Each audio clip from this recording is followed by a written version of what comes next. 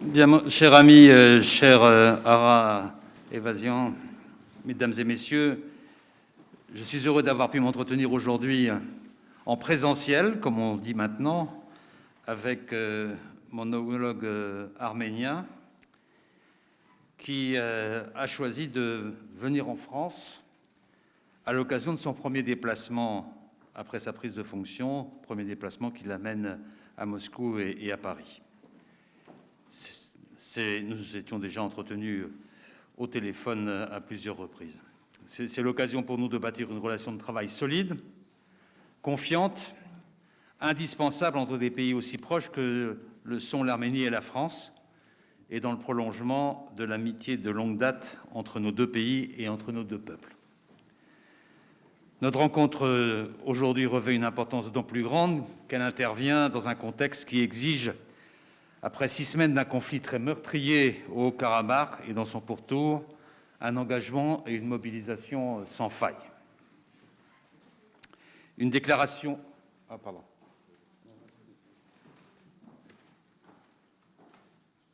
Ça va ? Une déclaration de cessez-le-feu a été signée le 9 novembre par l'Arménie, l'Azerbaïdjan et la Russie.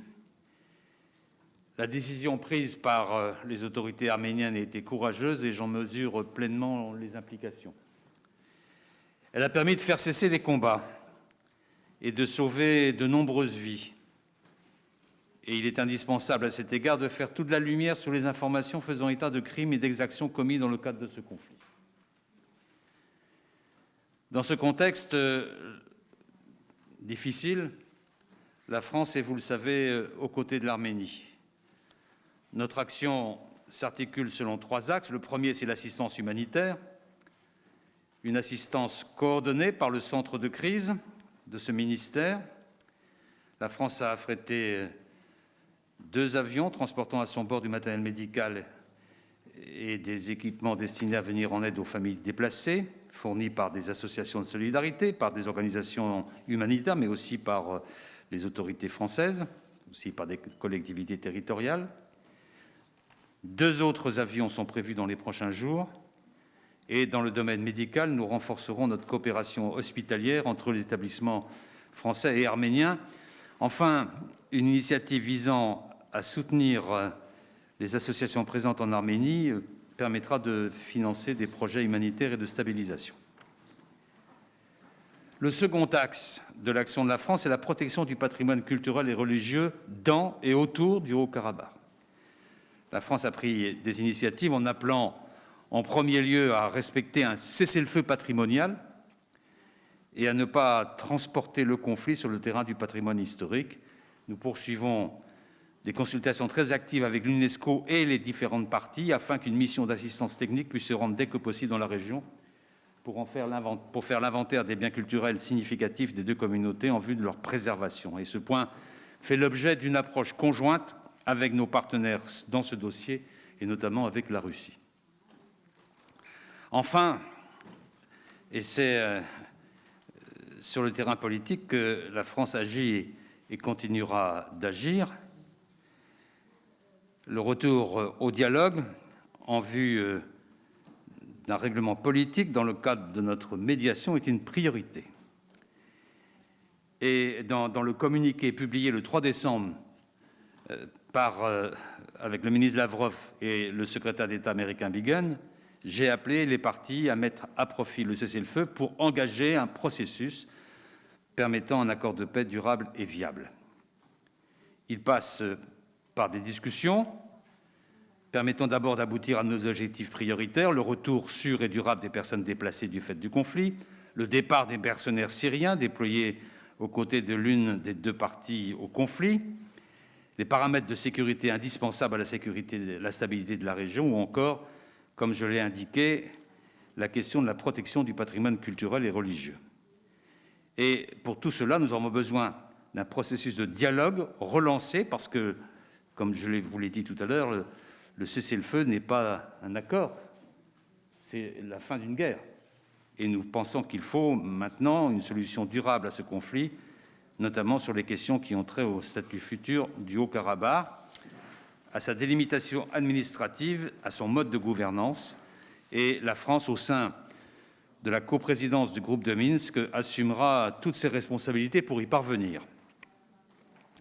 C'est la seule voie vers un développement de la région qui permettra une reprise des échanges humains, culturels, économiques et un élément important pour le développement économique et son désenclavement.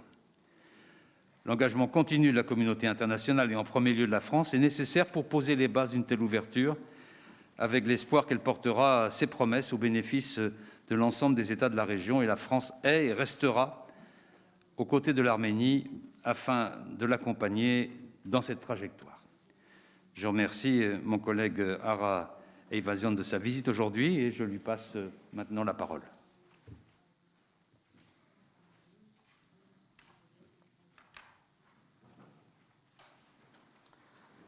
Շնորհակալություն հարգելի պարոն Լեդրյան, հարգելի գործընկերներ։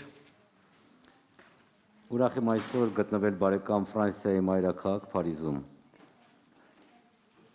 Շնորհակալություն եմ հայտնում իմ ֆրանսիացի գործընկերոջը հրավերի եւ ջերմ ընդունելության համար։ Գոհունակությամբ կարող եմ արձանագրել, որ մենք այսօր արդյունավետ եւ անկեղծ զրույց ունեցանք հայ-ֆրանսիական առանձնաշնորհյալ հարաբերությունների օրակարգում գտնվող ամենահրատապ հարցերի շուրջ։ Հատիպան առասկային հարցերից մեկը իհարկե Արցախի դեմ Թուրքիայի գործուն աջակցությամբ Ադրբեջանի սանձազերծած ագրեսիան էր եւ դրա արդյունքում ստեղծված բարդ իրավիճակը։ Մենք մտքեր փոխանակեցինք պատերազմից հետո ի հայտ եկած հումանիտար խնդիրների լուծման, խաղաղ բանակցային գործընթացի հետագա ընթացքի, տարածաշրջանային կայունության եւ անվտանգության ուղղված քայլերի, ինչպես նաեւ ադրբեջանական զորքերի վերահսկողության տակ հայտնված հայկական բազմադարյան մշակութային ժառանգության պաշտպանության վերաբերյալ։ Ես Հայաստանի Հանրապետության անունից խորին երախտագիտություն հայտնեցի Ֆրանսիայի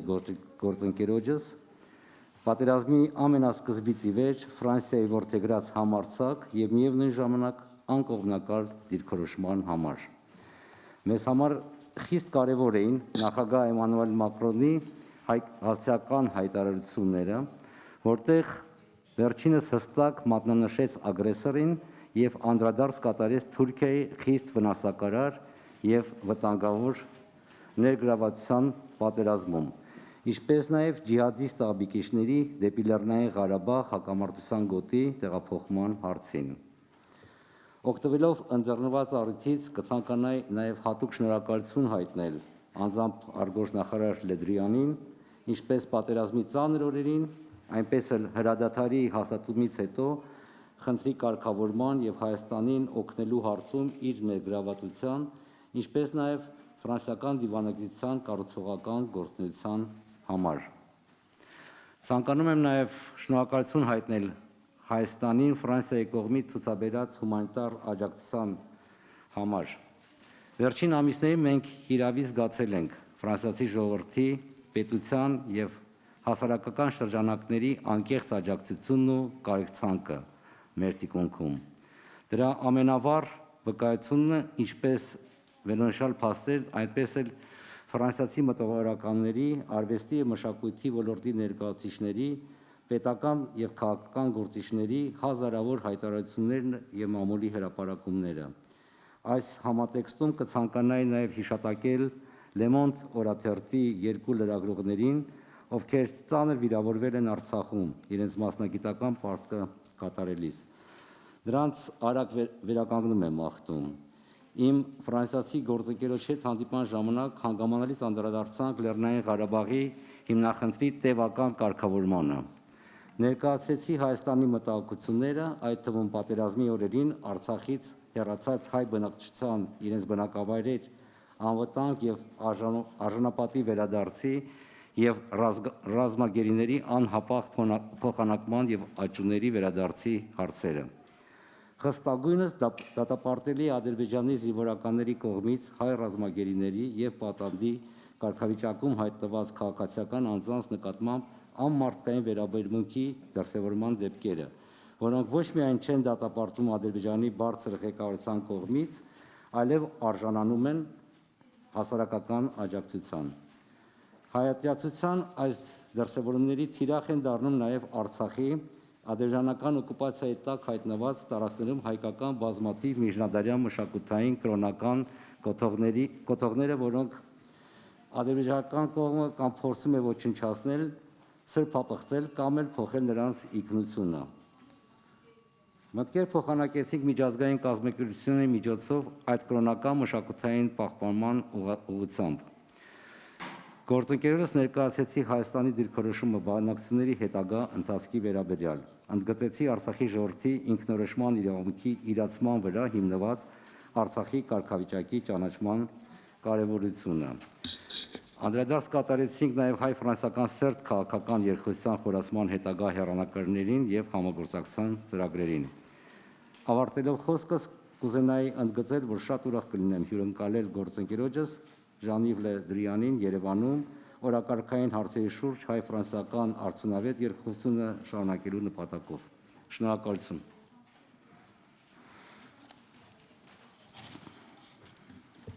Merci. Nous sommes un peu contraints par le temps, donc on va prendre une question de part et d'autre.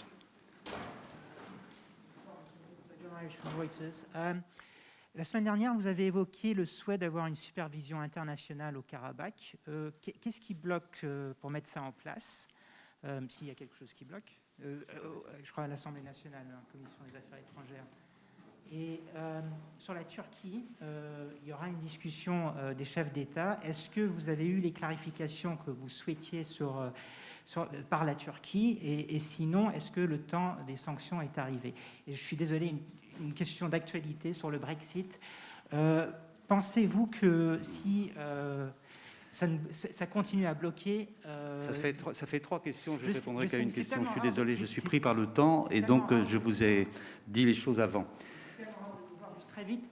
Est-ce que éventuellement des négociations pourraient aller au-delà du 31 décembre? Est-ce que c'est quelque chose que la France souhaiterait éventuellement si ça continue à bloquer? Merci. Je suis avec mon collègue arménien, donc je ne répondrai qu'aux questions qui concernent nos discussions actuelles. Sur le post-cessez-le-feu, puisque c'est votre question, nous avons d'abord dit clairement que nous voulions la mise en œuvre de l'ensemble des éléments inscrits dans le cessez-le-feu et que le groupe dit groupe de Minsk, dont nous sommes coprésidents avec la Russie et les États-Unis, ont en particulier pour responsabilité de vérifier l'ensemble de la mise en œuvre du cessez-le-feu.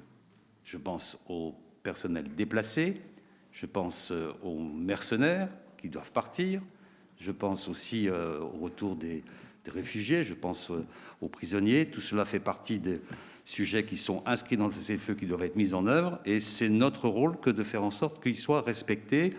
Et dans les prochains jours, les trois coprésidents se rendront sur le territoire pour vérifier la mise en œuvre de tout cela. Ensuite, sur la question de la Turquie que vous avez évoquée, je ne dirai pas autre chose que ce que vous connaissez déjà. Il y aura un Conseil européen le 9 et le 10 du mois de décembre, dans peu de jours, et le Conseil européen aura abordé la question de la Turquie. Je ne vais pas anticiper là, à cet instant, sur les décisions qui seront prises à cet égard. Et sur le Brexit, ce sera dans une autre manière que je vous répondrai, mais pas maintenant. Une autre question.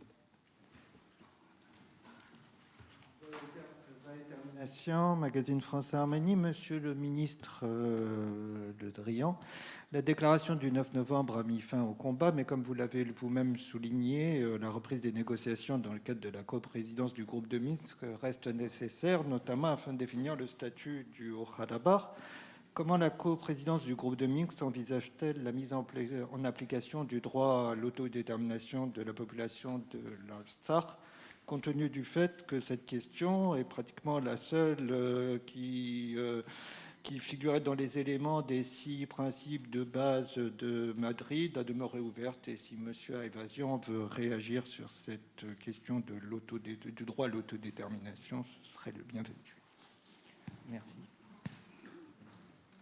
Sur cette question, je crois avoir été assez clair dans mon propos introductif, mais vous faites bien de la reposer pour qu'il y ait une bonne clarification. Il y a un cessez-le-feu dont il faut mettre en application tous les paramètres. Il y a un cessez-le-feu qui a été signé par les parties en présence. Et les paramètres, je les ai déclinés pour les plus urgents, et j'ai bien noté que les autorités d'Azerbaïdjan mettaient en avant, les autorités de l'Arménie mettaient en avant dans l'urgence la stabilité et la sécurité. C'est le sujet de l'ordre du jour. Mais il faudra trouver, avec les parties présentes au conflit, la bonne méthode pour une négociation qui permettra de définir le statut du Haut-Karabakh, parce qu'il reste à définir. Et cette négociation doit s'ouvrir dans une discussion que nous aurons assez rapidement avec l'ensemble des intervenants. Donc je ne vais pas préempter l'issue de la négociation avant qu'elle n'ait commencé, d'autant plus que les parties prenantes doivent être autour de la table, mais notre volonté est celle-là.